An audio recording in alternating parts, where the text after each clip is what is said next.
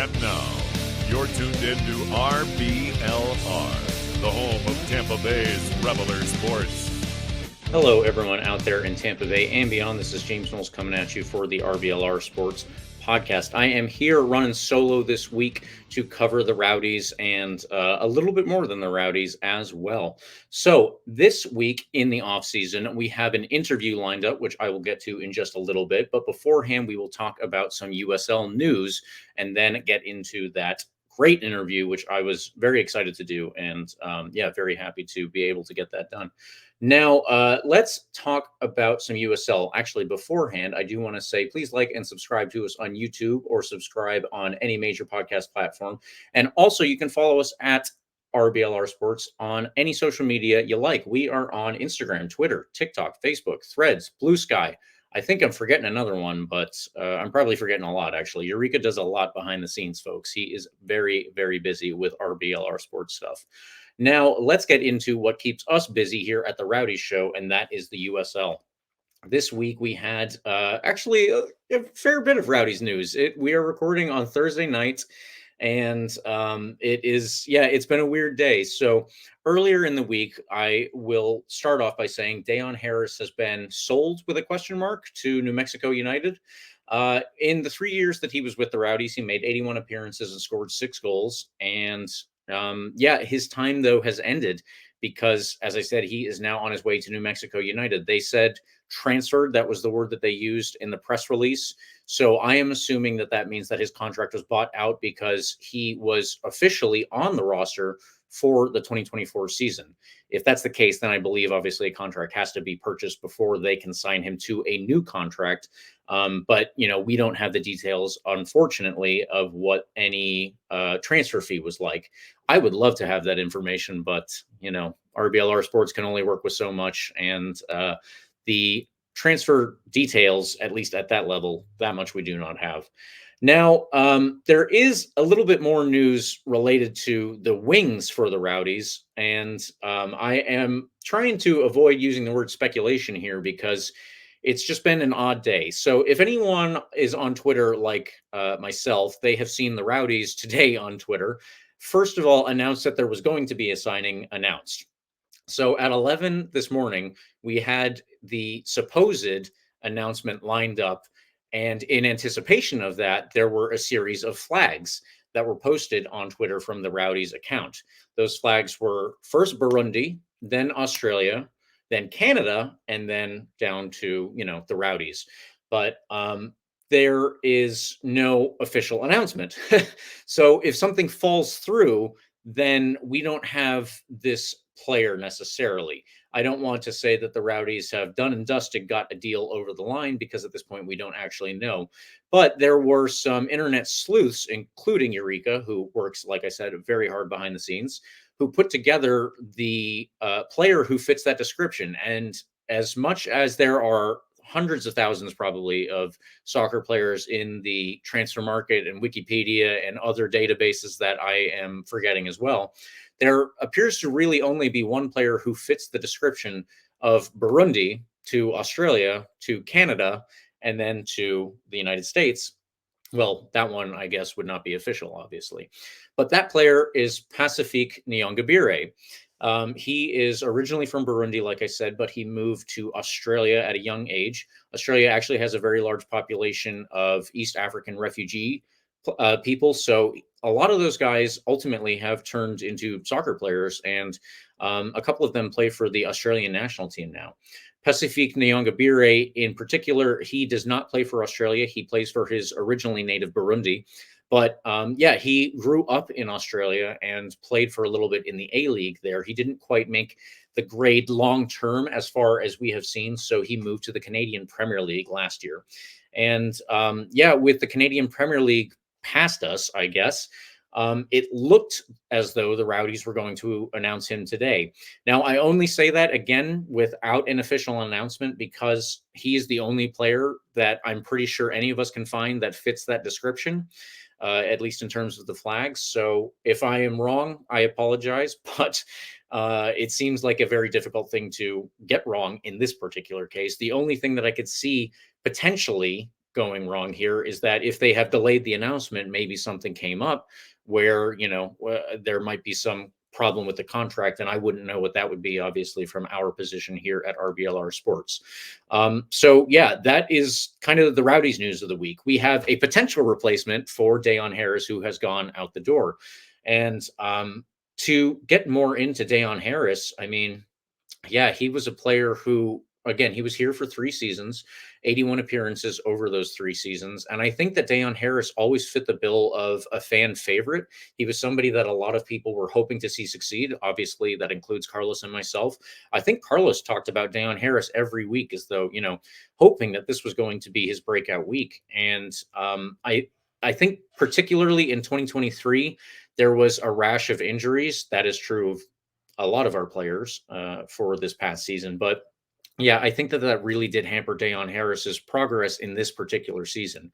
Other than that, though, I think that he was always a player that we saw as having more potential, maybe, than actual execution. Let's say it's unfortunate, though, that he is out the door, because right now it is a thinner squad than we have seen. I think up until well, not mid-January, but early January for the past couple of years. So we do obviously wish Dayon Harris luck, and I hope that he can turn some of that potential that we have all noted into actual execution and points on the board. Again, we hope that that is not at the expense of the Tampa Bay Rowdies. But yeah, it'll be interesting to see exactly how things pan out for him, because I don't know if he was put exactly in the best position to succeed here with the Rowdies, usually playing with 3 at the back, 2 wingbacks on either side, and then a combination of 3 to 2 up top. I remember Dayon Harris succeeding actually best when he was kind of given a free reign up top, and that was more where he could be like not even necessarily a winger. I only saw this happen, as far as I can remember, like 1 or 2 games, but he did extremely well when he was given a very free role. I wish that that was something that we could kind of fit in more, but with the players that we have specialized, not only to fit our system, but to play up top, it's almost more difficult to see him making it there than as a winger that he played as more frequently. So yeah, as a winger, he would obviously play more on the wing back with the Rowdies. And it was not the case that he would shirk defensive duties, but I would probably say that he is not as adept at the defensive duties as he is on the attacking side. That would be the only phrasing that I would use there. It's unfortunate, again, that it probably did not play to his strengths. I think that Dayon Harris, with his speed and his control, is best when he's allowed and given the opportunity to isolate himself. If he can isolate himself against one person, he is more than likely to beat that person, in my opinion, because he has some guile to him, obviously. And if he can do that, in space, then he can set himself up to get a good cross off, maybe even a good shot. That's why I think he succeeded so well in those couple of games when he ended up being up top, kind of as a striker. It wasn't a striker in the stereotypical sense with your back to goal and you have to hold the ball up and, kind of act as a wall to turn and pass the ball to, and then you get it on the other side, maybe get a shot off. It was more so that he was allowed to take the ball from a little bit deeper and then run at somebody, almost something that I would even point to a couple of Cal Jennings goals coming out that way. But yeah, that's where I saw Dayon Harris succeeding as well. I don't know exactly how New Mexico plans to use him. Obviously, I don't know exactly how New Mexico plans to line up this coming season. So we will see what that turns into for him. Now, to move forward with this, I don't want to get into too much now. This would be speculation about Pacifique Niyongabire, because he is someone that actually is not quite announced for the Rowdies yet. I think that we can pretty safely say that if the Rowdies were going to announce someone who came from Burundi, went to Australia, moved to Canada, and then ended up coming down here, it would most likely be him. But we don't know at this point if he is going to be lining up in a Rowdies jersey next season. So I will avoid talking much about, where he could line up and all that stuff. I will say that he is a more attacking player, also plays on the wing. Not a direct replacement for Dayon Harris, because they are different players in a couple of different respects for sure. But In a larger sense, he would be a replacement for Deion Harris because he does kind of take up that similar role. Yeah, I am interested to see if Pacifique does ultimately sign for the Rowdies. He does appear to be a pretty good player, and I think that his pedigree of coming from the A League is very good. Australia, they have been building up their league almost in tandem with MLS in America. I will say that MLS is ahead because I think there's more money being poured into it, and you can ask the San Diego Loyal about all that money in MLS coffers, I guess. But yeah, it is something that does help MLS, obviously, that there is all this money splashing about. To get back to the A League, though, they are still a very good level, even if it's not quite MLS level, and I would say that they're probably better than the USL Championship. Him moving to the Canadian Premier League is a bit of an interesting move. I don't know how many players have done that kind of movement between Canada, the top division in Canada, and then the top division in Australia. And that should be on the men's side, I should say, because the Canadian Women's League is not quite off the ground yet, although they are working on that at the moment. Yeah, so he had a good season this past year, Pacifique Niyongabire, and I'm at this point going to avoid further speculation, like I said, about how he could fit into this team, just because we're kind of in the dark. I do hope that we get some sort of clarification on the internet, and once that comes out, we will probably have some more news about it related to next week when we have a separate interview. Going to give a little hint of that once we get through the rest of our podcast today. So that will cover it for the Rowdies news, but there is a little bit more related to the USL that I wanted to cover. There are some coaching moves, and this is where it gets a little bit interesting for USL Championship fans overall. Now, in FC Tulsa, there is a coaching move because Blair Gavin, who is a player from the University of Akron, went to MLS and played there for a couple of years. I don't know if I don't know if he's a player that many people will remember offhand, but either way, he moved into a coaching role and then recently into a head coaching role, that being with FC Tulsa. He has been snapped up by New England Revolution because his former coach in college at the University of Akron, Caleb Porter, has now taken over at the New England Revolution and has requested Blair Gavin come and join him there. So I don't know who Tulsa has possibly lined up at this point. It does seem a little late, and I don't necessarily think that Blair Gavin left them in the lurch or anything like that, but it seems a little late to go and try and find somebody who might be of the same caliber, I would say. Blair Gavin seemed to be one of the up and coming coaches, and I think that there are quite a few of those across America, including in the USL Championship. But yeah, he will be joining, like I said, Caleb Porter in New England, and Tulsa need to go and find themselves a new head coach in the interim. Another head coach that will be leaving the USL for likely MLS is Juan Guerra. Juan Guerra is a former Rowdies player, as well as a couple of other teams, of course. But yeah, he joined Phoenix Rising, I think a year and a half ago at this point. But this was his first full season in charge of Phoenix. And if anyone listening to this podcast was under a rock of USL sizes, then you will have missed that Phoenix won the league this past year.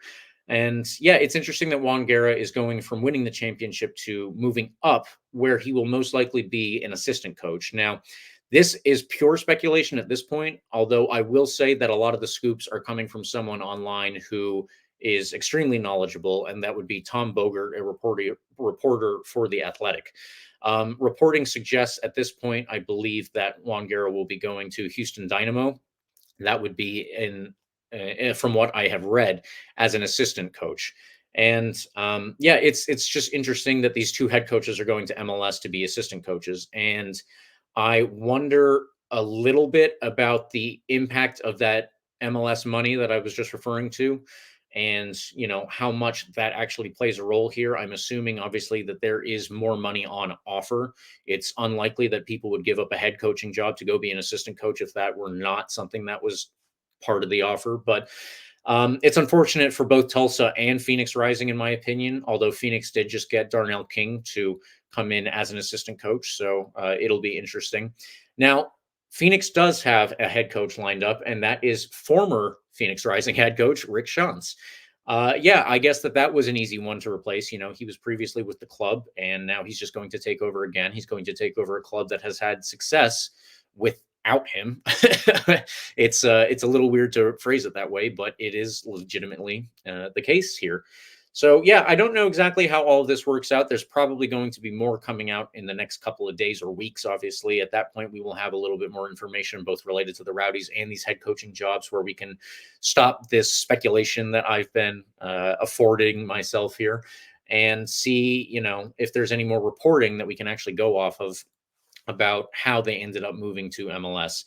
The only reason that I bring this up again is just because there is a lot of consternation from USL fans. Well, I should say fans of soccer in America who are not specifically fans of MLS teams, about how MLS seems to be throwing its weight around in certain places. Recently, they tried to remove themselves from the U.S. Open Cup, which, in my opinion, seems to be them trying to remove legitimacy from the only competition where they face USL Championship teams. That would remove legitimacy in their eyes, I imagine, from the USL Championship and the USL League One teams that involve themselves in the U.S. Open Cup. So, yeah, it seems like MLS is also trying to get into the expansion market, as they call it, which is building up a block of teams from cities that don't either do or don't have soccer teams already in them at the lower levels. So MLS is obviously the top division, and then they have MLS Next Pro, which is sanctioned as a third division league. It's weird because they are trying to fill out their own third division league with not just all of the MLS reserve teams, but also some independent teams. They've got a couple now lined up, including Crown City, which is in High Point, North Carolina. Cleveland in Ohio, they are getting an MLS Next Pro team. And there is also Huntsville, Alabama. That's what it is, Huntsville. Although Huntsville is no, they are not an independent team. I'm sorry. I am speaking out of turn there. But Jacksonville Armada is another team that's supposed to be joining MLS Next Pro as an independent team. Now, it should be noted that Jacksonville also has a club lined up within the USL Championship for the future. That club is owned by Tim Tebow. I'm still thinking of Tom Bogert, but Tim Tebow is involved in the ownership group of the USL version of Jacksonville Soccer. And then there is the Jacksonville Armada, which is separate, and that is joining MLS Next Pro.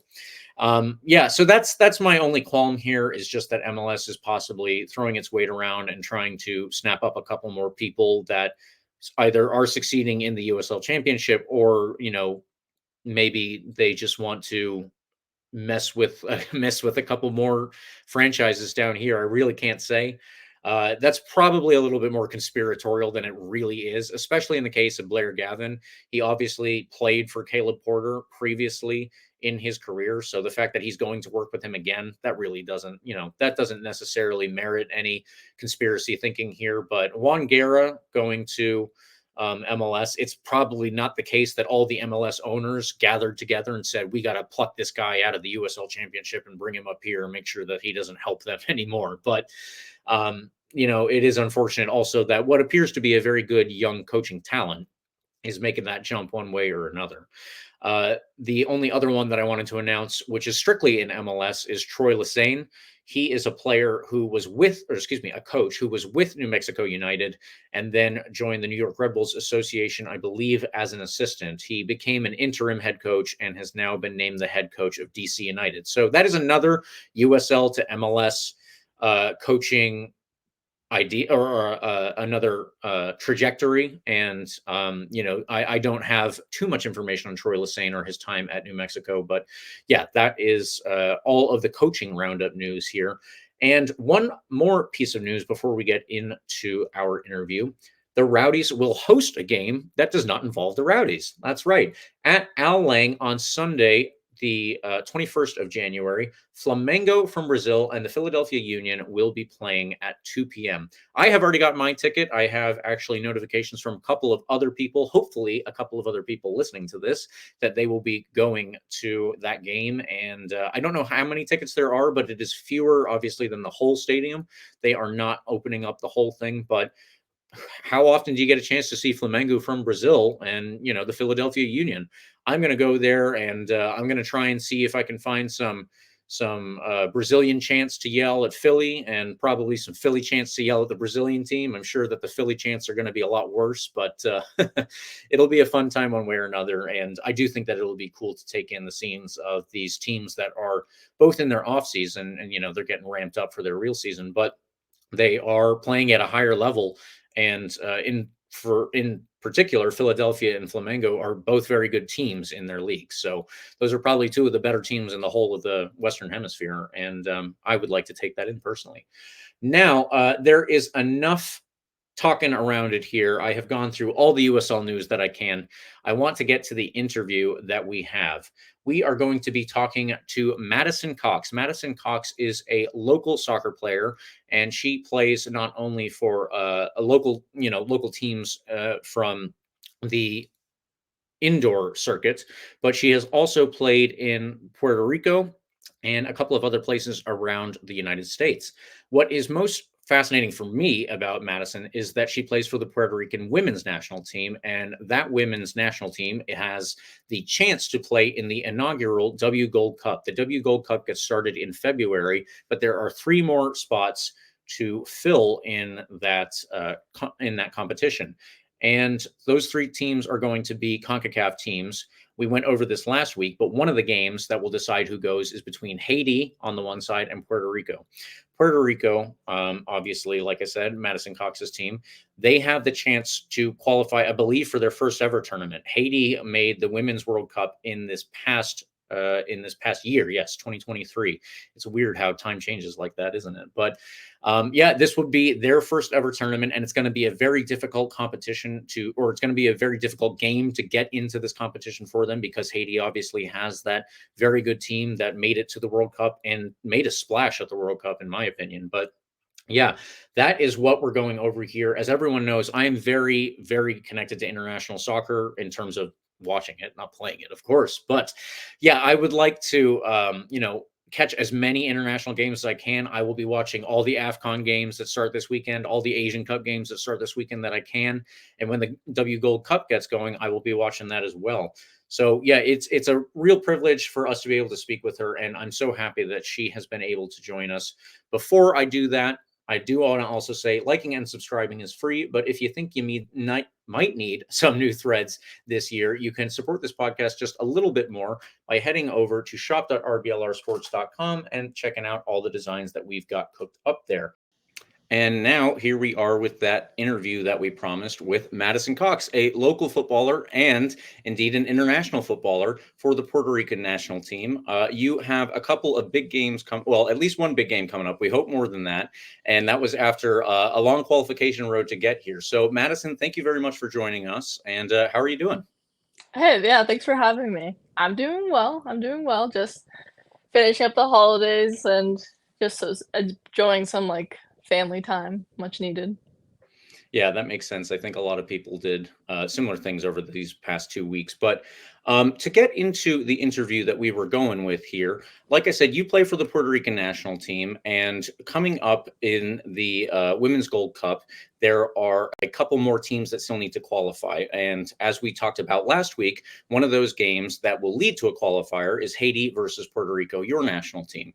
Now, I don't have anybody from any of the other national teams that I know, so luckily I was able to reach out to you, and you were gracious enough to join us here. But with that game coming up, I really did want to talk to you about that, because I am very interested personally, as I've said, in the international game, and I think that is a great segue into getting into this chat with you. So before we get to the here and now, if you could give everyone a little bit of your soccer background, how you got started in the sport, going to college, and any professional stuff that you did up to where you are now. Okay.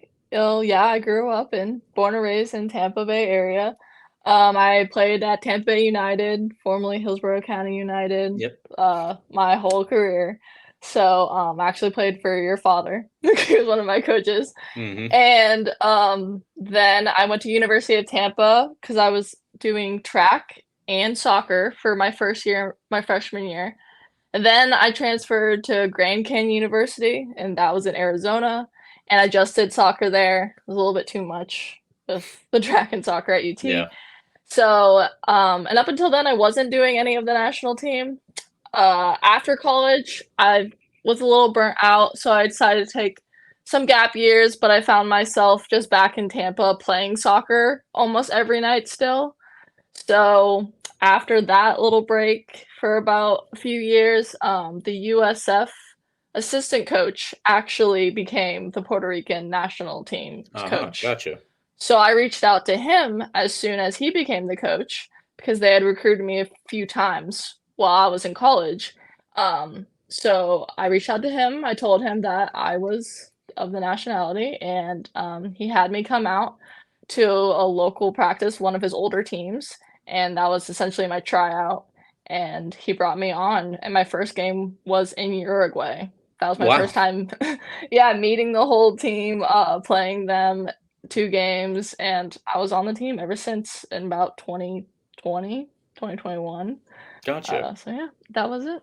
Yeah, I was wondering around when this was because I don't know exactly when the Puerto Rican women's national team started meeting regularly. I know that obviously the women's side on CONCACAF has not been as regular as the men's side, especially when you get into the teams that aren't, the U.S. and Canada. But I think with the new competitions that they are trying to get going, including the Nations League and now the W Women's Cup, obviously, that is actually going to be a more regular thing, which is good because, everybody needs more playing time if they're going to have any opportunities to build up these national teams at all.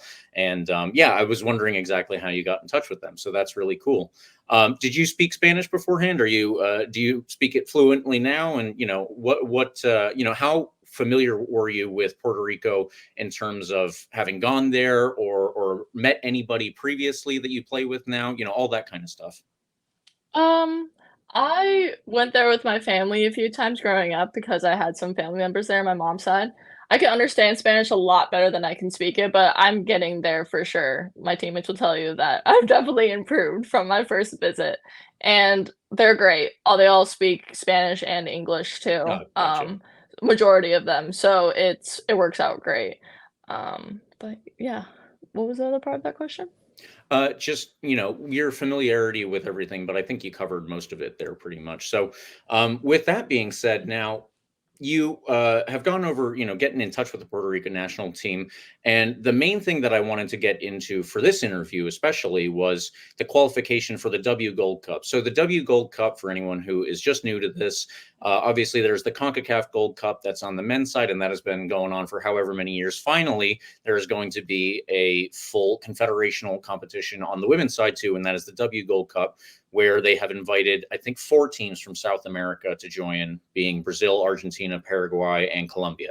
But as we've already said, there were a couple of teams who still need to qualify from CONCACAF, and Puerto Rico, you guys will have to play Haiti to do that. How has the qualification process gone to get up to where you guys are now, where you're only 1 game away? I know the last game that I saw you, where I really wanted to reach out, actually, I was going through Paramount Plus, and you were playing Mexico in that one. But obviously, that wasn't the first game that you played to get through the qualification. So how did that all go? And what have been the highlights for you guys? Yeah, we played 4 qualification games, and now we have 1 more qualification against Haiti in kind of their, like, wild card-ish bracket, you could say.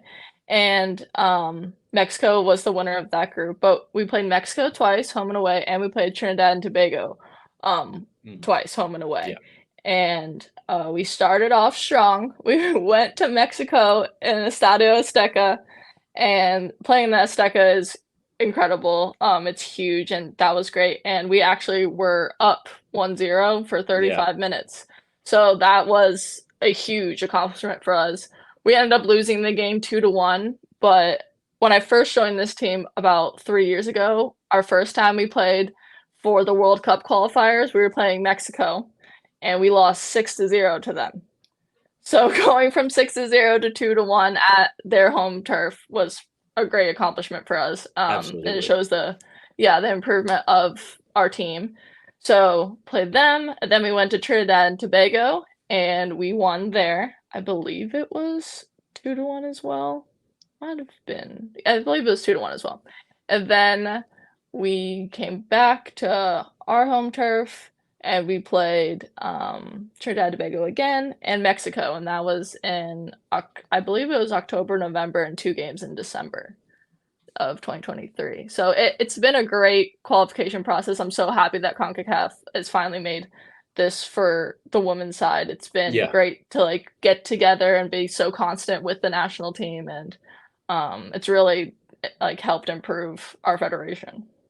Yeah, I was gonna say, I mean, the one thing that can improve a team, obviously, other than going out and getting new players, which you're still limited to with the national team. I'm sure it might be easier at this point to find players who, like yourself, have some Puerto Rican heritage throughout the U.S. But the one thing other than going and getting those new players is just regular training together, and I'm sure that that's helped you guys kind of learn, how to play with each other and how to play to each other's strengths, especially. Yes, for sure. When I first joined, I think the federation was slowly making moves and we were gathering new people and searching for new talent, trying out new coaches. And yeah, Nat Gonzalez has been our coach now for about 2 years, and it's been nice to have a constant coach and constant like about the same core group of people, different people in and out with college and some pro teams and stuff like that. But yeah, just being able to practice together regularly with those games has been phenomenal for our team. Absolutely. All right. Well, here comes the moment of truth now. We're going to talk about the final qualification game that you guys have before what would be, I guess, everyone's inaugural W Gold Cup campaign, but that is against Haiti. And, with that coming up, what is the feeling around the team? I don't know, how regular you guys are in contact with each other, if there's a group or something like that, but, what's everyone doing to make sure that they're all prepared? What are the preparations that you're doing, together? If anyone is, working out together or something like that, how is that all looking ahead of this game coming up here? We are definitely very excited. We're so excited that we did scoot into this game and have the opportunity to be in the Gold Cup still. Haiti did make it to the World Cup, and we know that they're a strong force. We just think of that as like more game film on them to watch. Yeah, They're that's a really true. yeah, they're strong, they're fast, they're a bigger squad. So we know it's going to be a physical battle, but I think we do well under physical games. I think we have the correct players for that. So we're really excited. A bunch of people are on break as it's a winter break. Some in Europe aren't, but we're all just getting ready with our collective teams, our collective trainers at our home bases right now, and we should meet one time before our game against Haiti, and we're excited. We're ready. Is that a camp before the game? I'm assuming to build up to it. Yeah, we'll probably have a camp right before the game. Gotcha. Okay. And just for anyone who is listening, because I believe this should be available if all the other ones were on Paramount Plus.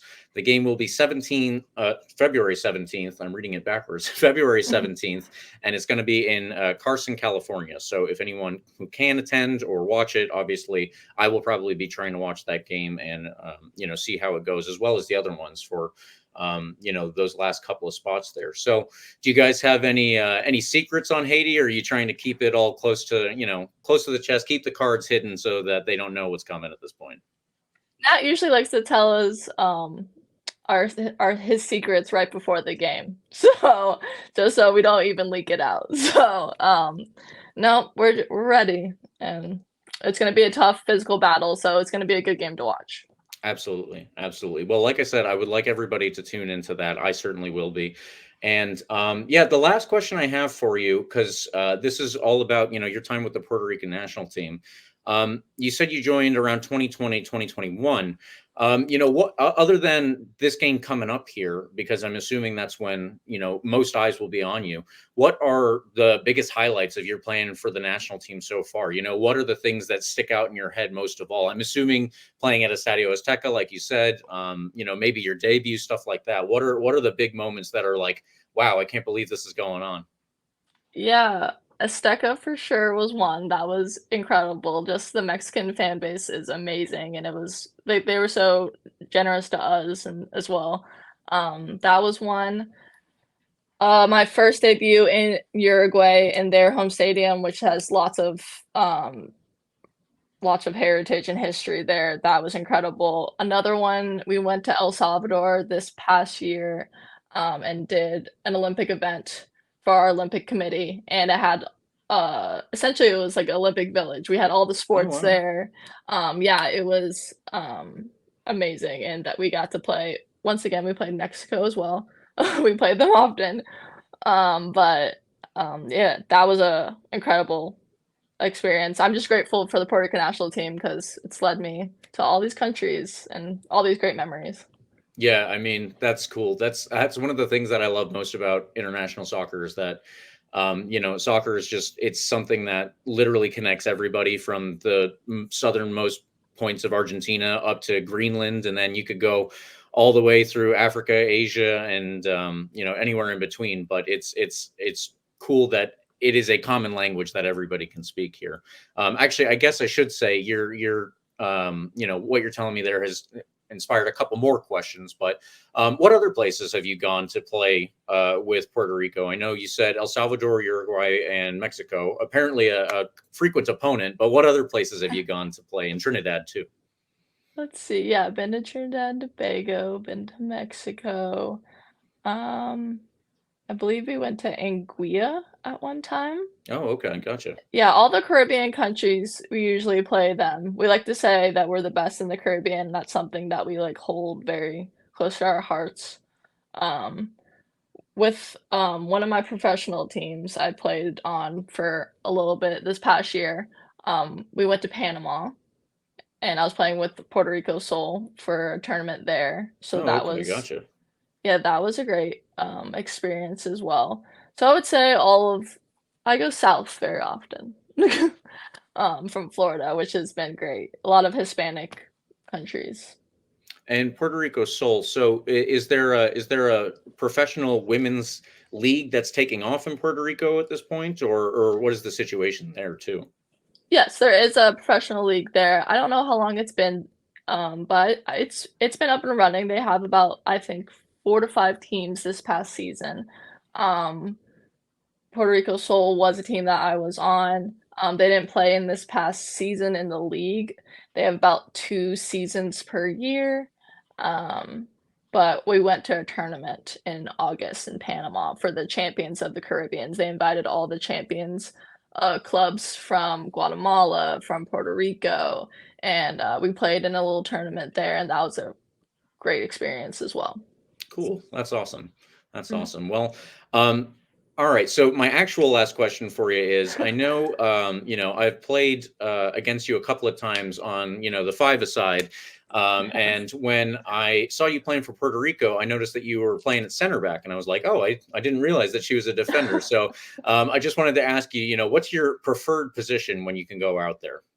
Mhm, definitely center back. I like winning lots of aerial balls. I love sending a long through ball. If I see one of my fast outside forwards making it, I love playing the long diagonal ball. Um, but yes, going up for headers, winning, and being a big defensive presence. I love playing center back. Gotcha. Okay. Well, hopefully my dad's training paid off a little bit with the 1v1 defending, I guess. That was always something that he liked to talk up even when he was, over 50, and I was like, "It's okay, Dad. We got it. We understand that." But yeah, Madison, thank you so much for joining us. Like I said, this is really exciting for me, and I still want to say one more time, I encourage everybody to tune in. Again, that game is February 17th, and it will be in California. So just keep an eye out on local listings. I am almost certain it will be on Paramount Plus, and I will be rooting you on at least here. So good luck, and best of luck for the rest of your career too with Puerto Rico. Great. Thank you. Thank you so much, James. Absolutely. There we have it, folks. It's really cool talking to someone who is a professional player out there on, the international stage. This is something that is for me, the pinnacle of the sport. And looking at it that way, I am legitimately like a little intimidated that there's someone who is that, that good at soccer and, gracing us with her presence here on our piddly little podcast where we talk mostly about the Rowdies. But yeah, I do get to slip in my international soccer every now and again, especially when Carlos is out, and I get to do things all my own.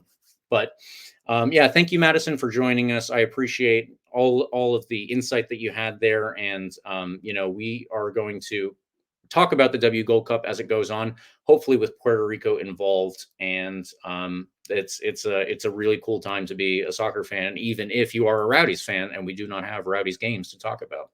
So that will do it for us this week. I do want to say, please tune into our RBLR Deportes show, as well as our Tampa Bay Sun program.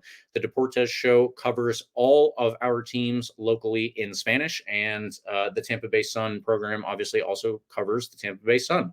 Now, they will get going in August, and we will see how that team turns out. In the meantime, the last thing that I want to say before I get everyone out of here is we have one more interview lined up for you guys, and that is with a former Rowdies player. I am not going to give it away at this point who that is, but there will be a former Rowdies player on the podcast next week. That's right. RBLR Sports has the Rowdies players. We are not just an international soccer podcast, folks. But yeah, that will do it actually for real this time. Thank you, everyone, for tuning in. We appreciate when you do every single week. Please follow RBLR Sports on Instagram, Twitter, TikTok, Facebook, Threads, anywhere that you are, we are too. I am mostly on Twitter, and you can get at me if you would like. I am at RBLR James K. Should be easy enough there. And if you can, please like and subscribe to our podcast. You can get the full experience on YouTube, or you can watch our interview as well. And, you know, you can see me with my silly mustache here. We are also on Spotify, the iHeartRadio app, Apple and Google Podcasts. Again, wherever you are, we are there. So come on, you Rowdies, and come on, Puerto Rico.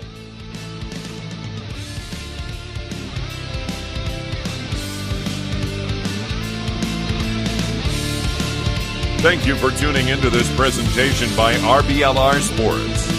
On your way out of the stadium, please remember to like and subscribe.